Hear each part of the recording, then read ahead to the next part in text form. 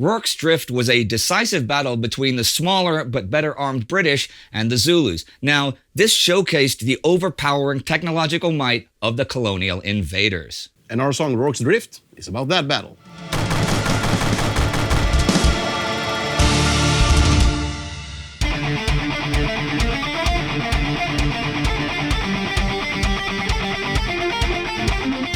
January 22nd, 1878, in the age of colonization and conquest.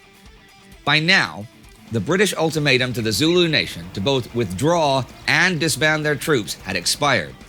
Overconfident of victory, the British 24th Regiment went out to face the Zulu in battle at the foot of a little mountain called Isandlwana. The British, though, had left their wounded and sick behind at a small mission near the Buffalo River. There, on the western slopes of a hill the Zulu called Shiane, the men spent their days drilling and parading under the command of the officers Bromhead and Reynolds. The two thatched buildings and the compound were known as Rorke's Drift. James Rorke had been the son of an Irish soldier who had fought in one of the many border wars against the local African tribes. James, on the other hand, had made a living by trading, hunting, occasional gun running with the natives until his suicide. His estate changed hands until it came to a Swedish missionary, who in turn leased the compound to the British colonial forces to use as a hospital and a storage space. As afternoon drew near, the wind carried the sounds of distant gunfire through the valleys to Rorke's Drift. It was the distinct sound of the two 7-pounder guns that the British main body had carried with them. At first, this caused little concern. For just a year earlier, a small British force had triumphed over 6,000 Xhosa warriors, so this would surely go no differently, right? Well, as the cannon fire subsided, a lone rider came galloping towards them. The man was terrified and without his weapon, only repeating a single sentence over and over again. "The camp is taken by the Zulus. The camp is taken by the Zulus." More riders soon arrived, this time men of the native mounted contingent. None spoke English, but they had a note that read that the camp at Isandlwana was in danger of being overrun. Rorke's Drift was to be fortified at once. News that came the morning told that the Neiddells had been slain. Chance for peace and justice gone, and the thoughts had been in vain. The prince had been abducted, and he had gone the path of war. Now the 1,500 men are dead, and the Zulus at the door. The men began barricading the missionary compound. Everything useful was dragged out of the storehouse, all except for the kegs of rum and water. The reserve ammunition boxes were open. They had 20,000 cartridges, enough to make a stand. They stockpiled food, mostly hardtack and bully beef, and stacked the heavy, these are 200-pound mealie bags and biscuit boxes, it's like 100 kilos, into a defensive wall. Most of the compound was shielded by a waist-high stone fence, which they now reinforced. Both buildings were solid brick houses, though, with the larger storehouse about 30 meters from the hospital, which was small, divided into 11 rooms and crammed with men, now making shooting holes in the walls while all windows and doors were barricaded. The men knew that their enemy would be merciless and spare no one, not even the wounded. The last remaining biscuit boxes and mealie bags were used to create a barricade in front of the storehouse. This was a last keep in case of a breakthrough. As the evening drew close, the lookouts on the roof spotted the first Zulu warriors. There had not been enough time to clear the fields around the station, and there was plenty of cover for the enemy. The Zulus approaching Rorke's Drift were of the 5,000 men-strong Undi Corps. During the battle at Isandlwana, they had been part of the Horns of the Buffalo, the Zulu tactic to envelop their enemies. They had been tasked with widely outflanking the British, but ultimately came too late to take part in the battle. The defeat of the British had been achieved without them. They had been denied glory. Now, Zulu military organization was divided by age and rank, and there was a deep rivalry between the regiments. Only those mature veteran regiments that had won glory in battle were awarded the rights to marry and to bear the sacred white shields into battle. The Undi Corps consisted of men in their physical prime, around 30 years old, hungering for pride and social status. They very much wanted to prove themselves. Led by Prince Dabulamanzi Kampende, they made their way to Rorke's Drift. The Zulu warriors were not suicidal fanatics or anything, but cunning, courageous, and highly athletic light infantrymen, skilled in using their traditional weapons, clubs and spears. A few bore firearms, and although they were untrained in handling those effectively, Even an unskilled rifleman could find his target. When they appeared on the scene, the native mounted contingent had turned and fled, which left 154 men as the defenders of Rorke's Drift, 20 of whom were ill. At around 4:30 p.m., the battle began. The first Zulu attacked in a frenzy. Worked up by their witch doctors and narcotic stimulus, they charged towards the south wall of the mission, 600 warriors against only 30 defenders. The British soldiers fired into the advancing men. Now, a trained British soldier was able to load and fire the Martini Henry rifle every 7 or 8 seconds, so people got off around 8 or 9 shots each in the time it took the Zulus to close in. Now, they sprinted from cover to cover, disregarding the men that fell. At 200 meters, the rifle fire caused massive damage, as the Zulu shields offered no protection against the high-caliber bullets. And just before they reached the barricade, the British officers ordered a salvo at point-blank range. The devastating effect of this fusillade broke much of the attack's strength. Still, single men and small groups fought on, trying to scale the walls. Pumped up on adrenaline, they jabbed with their assegai spears against the defenders. But once they tried to climb the barricades, they were easy targets for the longer British bayonets. Once at the barricades, it was close-quarter combat. The British officers dashed from point to point, revolvers in hand, inspiring the men to stand firm, shooting into the massive attackers that pressed the defenses. Where they could, the men worked together, one stabbing, the other reloading. The officers knew that the first battle they had to win was the psychological one. If the men faltered in fear, if they hesitated to kill or lost their heads in terror, all was lost. The Zulus could not be allowed to enter the compound. But the men did not hesitate. Desperation meant aggressiveness. They knew that they would either fight or they would die. Zulus attack, fight back to back, show them no mercy and fire at will, kill or be killed, facing or waiting. At 5 o'clock, the great mass of the Undi Corps threw itself against the mission. The British held. The Martini Henry rifle was superb in this kind of fighting. Even when held like a pike, the soldier could still pull the trigger, and the long bayonet had the range on the Zulu's short spears. Soon, a belt of corpses lay around the mission. Another obstacle the attackers had to step over. The chaplains and the wounded men passed ammunition and water to the defenders. It was evening, but still the sun was beating down, and the constant fighting was exhausting and dehydrating. It was adrenaline and camaraderie that kept the men sharp. Still, the Zulu came on. By 5:30, the defenders were nearly overwhelmed. The lines were just too thinly held, and they now ran the risk of losing everything. The growing exhaustion and the casualties had made them retreat to the inner line and establish a center of resistance around the storehouse, behind the walls of biscuit boxes and mealie bags. By 6 o'clock, the Zulu commander were getting frustrated. This was supposed to be an easy battle, but the casualties were high, and there had been no major breakthrough yet. They had been fighting for 90 minutes, but the British line still held firm, though the hospital had been cut off. Soon, it was surrounded, and the Zulu were throwing burning spears on the thatch roof. It caught fire, and the men inside had no choice but to flee.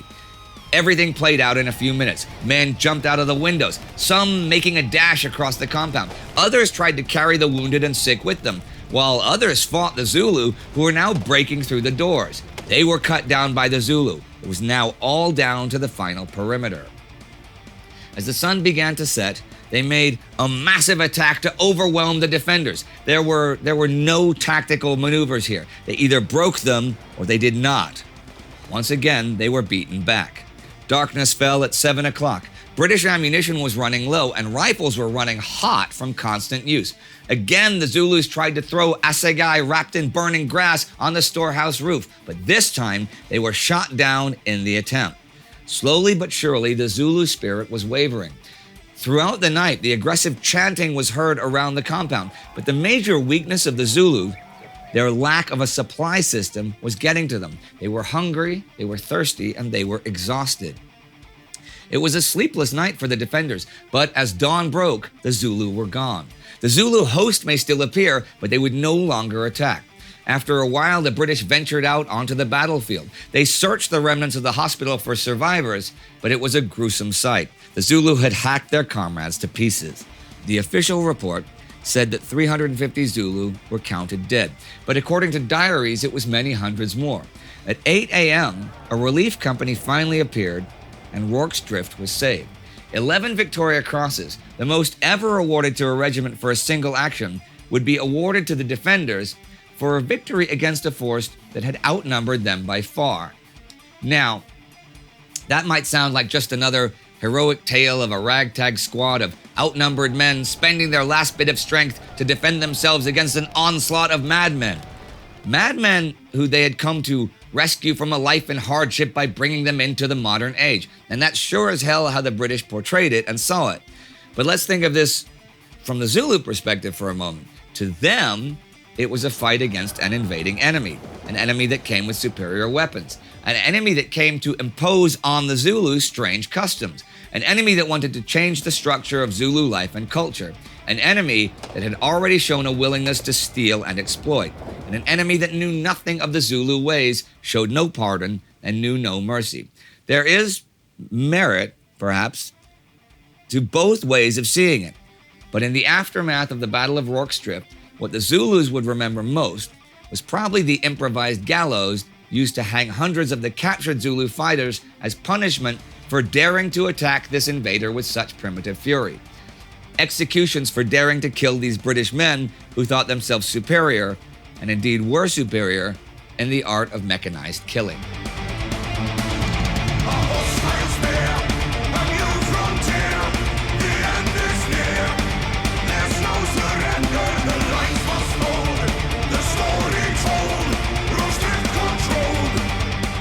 So Rorke's Drift is an interesting song for you guys to choose because you have a lot of things about world wars, Swedish history, stuff like that, things that might be more obvious choices. And Rorke's Drift is, this is colonial Africa. Now, the reason I think it's interesting is because the colonization of Africa is a very sensitive subject to a lot of people, I mean, there were a great deal of atrocities committed there. You think, especially things like what happened in the Belgian Congo. Now, Belgium, unlike like the British Crown, ruled the British colonies, but Belgian Congo, that was the personal property of King Leopold. It wasn't Belgium that had it. It was counted as his personal property. And the first real genocide of the 20th century was stuff that happened in some of the German-occupied colonies in Germany, East Africa and stuff, which happened, 10 years before the Armenian genocide and stuff like that. So I found it really interesting that you would pick a sensitive topic like that. Well, you do, when you cover the 6-Day War and other things and stuff. But I don't know anyone else who's ever written a rock song, a pop song, a rock and roll song, a country song, anything about the British colonization of Africa. But you gave me an idea. We should do a country song about it. A country song about Rorke's Drift? It sounds like a country song. Yeah, it is. Yeah, because the Battle of Isandlwana doesn't sound like a country song. No, that's more like hip-hop. Now, I'm curious what our fans from the southern parts of Africa, from any race or any region, think of this, because I know this is going to lead to a lot of comments and it's a lot of interesting discussion. I'm not saying this is something I don't look forward to. This is something I actually do look forward to see how people perceive the battles and the colonization of these parts of Africa it was called the Scramble for Africa in the 1880s and 1890s. Everybody wanted bits and stuff. The only person who didn't was Bismarck, Chancellor Bismarck. Okay? He thought it would be a useless drain on German resources and they should be focusing elsewhere. Now, of course, this all came to play heavily in the First World War, like when Germany went through Belgium to attack France, and Britain joined the war, and the reason they gave to the public was, well, we guaranteed Belgian neutrality, and as the Foreign Secretary Edward Grey actually said, okay, well, that wasn't the reason, that was a reason, but there were other reasons. What if Britain had not, for example, joined the war? They didn't have to. They weren't under attack. There are other reasons why they did. Because somebody was going to win and tip the balance in mainland Europe. So either way, you're going to have to be on one side or the other. But think of colonial Africa. Think of colonial Africa. Britain does not join the war, right? So the Germans just take the Belgian Congo, and suddenly they have half of Africa and east to west Africa and could do whatever they like. And they've cut the British off. You do realize I've learned more about the colonization of Africa in those 2 minutes. Oh, by the way, unscripted talking Hey. than I did in 9 years of basic school. Well, it's fun being a historian. You learn to put things into the little perspective. But it's interesting to think that, I mean, if Britain wanted to preserve its hegemony in Africa, that's a reason they had to join the war as well. And it's a reason that nobody ever talks about either, because it's so lost between the other regions, like either France or Germany was going to win in Western Europe. One way or another, that's going to tip the side. If it's Germany, Germany has the second biggest navy in the world behind Britain. Do you really want those guys to have ports on the English Channel?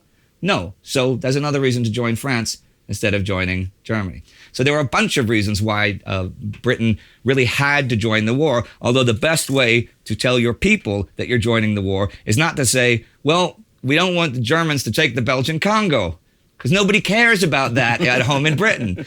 And you want to say, well, we guaranteed poor little Belgium. In 1830, we said we guarantee your neutrality, so we have to join the war. And that you can sell the war to the public. Yeah, that's how politicians do it, usually. There's always the reason that you sell it to the public, which is a simple emotional reason. And there's always the real reasons, which include the simple emotional reason, but they have other reasons that will be reasons of economics, finance, and national security. That's why people join wars, unless they're idiots. I mean, people sometimes do that. It's happened once or twice. So yeah, well, that's Rorke's Drift. That's a very different interview. I know. I'm really glad we had this talk. And that is all for today. Okay. See you next time on Sabaton History.